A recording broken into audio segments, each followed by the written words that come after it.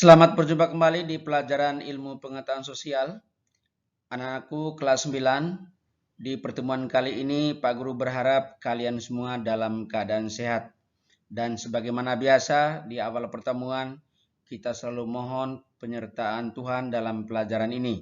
Untuk itu mari kita berdoa menurut agama dan kepercayaan kita masing-masing. Berdoa kita mulai.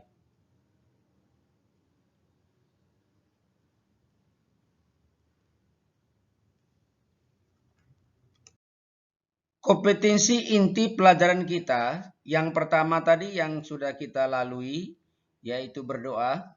Sedangkan kompetensi inti yang kedua kalian bisa lihat di layar media sosial kalian semua saat ini. Kompetensi inti yang ketiga bisa dilihat, dibaca. Kompetensi yang terakhir dibaca dengan baik. Kalimatnya dicerna dari kata yang satu ke kalimat yang berikutnya dan seterusnya. Kompetensi dasar dari pelajaran kita hari ini. Mohon untuk dibaca. Untuk tujuan pembelajaran ilmu pengetahuan sosial adalah agar peserta didik memiliki kemampuan dalam berpikir logis dan kritis untuk memahami konsep dan prinsip yang berkaitan dengan pola dan persebaran keruangan, interaksi sosial, memenuhi kebutuhan dan perkembangan kehidupan masyarakat, dan mengatasi masalah-masalah sosial. Anak-anakku semuanya, pelajaran kita hari ini atau materi kita hari ini adalah dinamika penduduk Asia. Penduduk Asia pada tahun 2015 itu mencapai 3.921 juta jiwa. Jumlah ini sangat besar dan pertumbuhannya tentu saja tidak seimbang atau tidak sama di tiap-tiap negara. Ada negara yang cukup tinggi dan justru ada negara yang menurun. Itu pertumbuhan penduduk secara alaminya. Anak-anakku sekalian, dari sekian banyak negara di benua Asia ini, ternyata ada beberapa negara yang populasi pertumbuhan penduduknya sangat tinggi. Boleh Pak Guru urutkan. Yang pertama Cina, itu paling tinggi. Yang kedua India. Dan ketiga Indonesia. Dan yang keempat adalah Pakistan. Dan seterusnya dan seterusnya. Jadi 4 negara ini cukup besar sumbangsinya dalam pertumbuhan penduduk atau jumlah penduduk yang besar di benua Asia ini. Bahkan juga ada negara yang pertumbuhannya setiap tahunnya mengalami penurunan.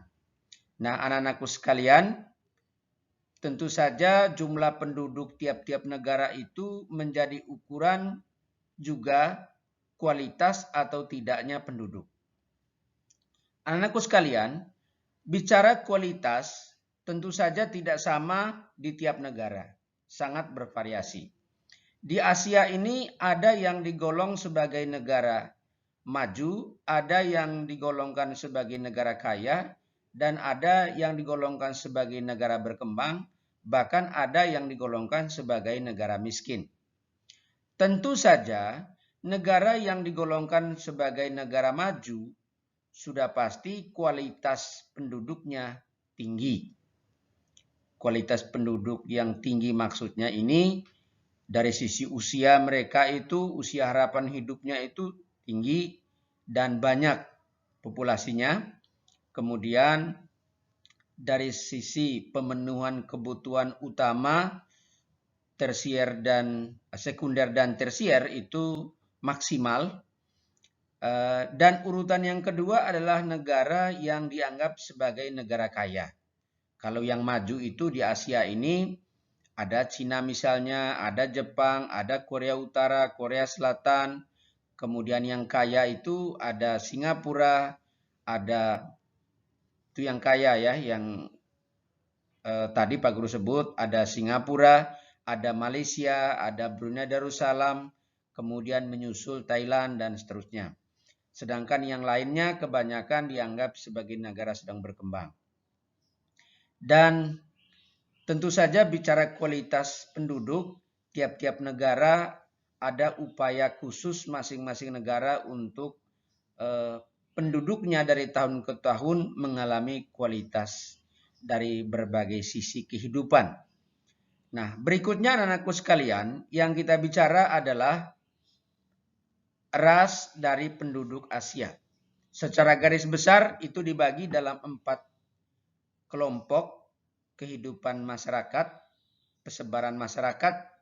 Yang pertama namanya ras Kaukasoid atau Europoid. Itu terdapat di Asia Utara dan Tengah. Sekali lagi, Asia Utara dan Tengah. Kemudian ras Mongoloid itu terdapat di Asia Timur dan Tenggara. Yang ketiga, ras Kaukasoid terdapat di Asia Selatan bagian tengah. Sedangkan ras Negroid itu terdapat di Asia Selatan dan Asia Barat. Jadi untuk ras ini tentu saja memiliki ciri khas yang berbeda-beda. Kalau ras Kaukasoid itu rata-rata kulitnya putih, kemudian postur tubuhnya sedikit tinggi. Kemudian ras Mongoloid itu postur tubuhnya tidak terlalu tinggi, tetapi kulit putih dan hitam manis. Kemudian ras Kaukasoid itu terdapat di Asia bagian tengah, itu rata-rata kulitnya hitam manis dan postur tubuhnya agak tinggi. Sedangkan ras Negroid itu kulitnya hitam, keriting, postur tubuh tinggi, itu terdapat tadi di Asia Selatan dan Asia Barat. Yang berikutnya anak-anakku adalah budaya penduduk Asia. Penduduk Asia beraneka ragam budaya. Budaya itu ada dari sisi bahasa, ada dari sisi seni, kemudian ada dari sisi arsitektur dan lain sebagainya, mode pakaian dan seterusnya dan seterusnya. Sebagai contoh saja, India sebagai salah satu negara yang urutan kedua penduduknya di Asia ini memiliki 1683 bahasa asli daerahnya. Menyusul yang kedua Indonesia 600 bahasa asli daerah. Dan menyusul yang berikutnya adalah Filipina 100 bahasa daerah aslinya. Dan juga diikuti oleh negara-negara yang lain. Bayangkan dengan demikian, kalau kita bicara Asia, maka dari sisi bahasa saja sudah sekian banyak. Belum dari sisi pakaiannya, belum dari sisi hal-hal yang lain. Tentu saja secara umum Pak Guru sampaikan bahwa bicara budaya penduduk Asia sangat beraneka ragam.